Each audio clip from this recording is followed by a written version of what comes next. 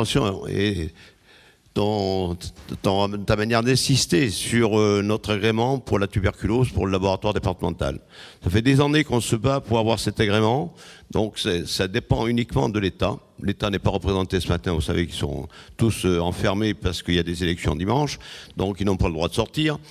Et c'est dommage qu'ils ne soient pas là, parce que ce qu'on attend aussi dans cet agrément, c'est un soutien de votre part, un soutien de la CDAS, mais on sait qu'il est sans faille et qu'il est bien derrière nous, et on voudrait avoir votre soutien que pour enfin nous puissions obtenir cet agrément qui résolurait quand même toute la rapidité de vos résultats et qui aussi économiserait quelques coûts à ces interventions-là. Donc j'espère que nous allons être entendus, que dans les prochaines semaines, le courrier sur la boîte départ, Claire, c'est ce que tu m'as dit tout à l'heure, et j'espère que nous aurons une réponse favorable, que ça sera la bonne chose qui pourra nous arriver dans les prochaines semaines. Voilà pour ce qui concerne ce moment, et encore merci à toi, Nicolas, de nous soutenir. Simplement, très rapidement, rappeler l'intervention du département en matière dans le domaine agricole. C'est tous les ans plus de 1 million d'euros qui sont investis dans l'agriculture,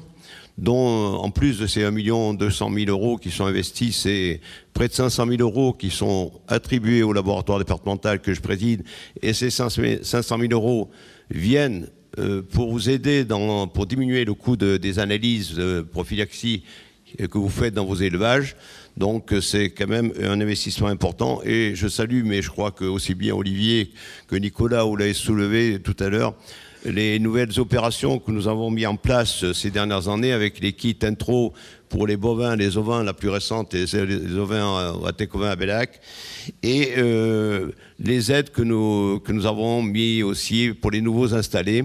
avec la petite réunion, avec la remise de leur kit sanitaire que nous avons fait à la CDS il y a quelques mois, là c'est assez récent, et je crois que ça a été apprécié par tous ces jeunes, parce que vous le savez aussi bien que moi, même si j'ai travaillé beaucoup dans l'agriculture dans ma carrière professionnelle,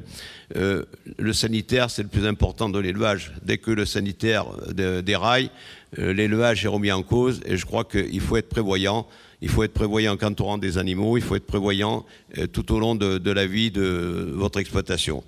Donc voilà, je rappelais également qu'on a aidé dans le cadre des investissements concernant la tuberculose sur les clôtures, l'assainissement, l'abreuvement et tout ça, de façon à vous accompagner dans ces moments difficiles que vous rencontrez pour tous ceux qui sont touchés par cette maladie qui, malheureusement, comme l'a dit Olivier Paillon tout à l'heure,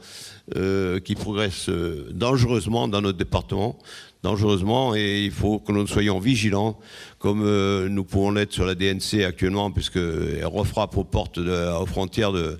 la France en Espagne. Et pour toutes ces opérations, il faut que nous soyons vigilants, mais il faut aussi que nous ayons les éléments pour pouvoir se défendre quand le moment arrive et quand malheureusement vous êtes touché par ces maladies-là.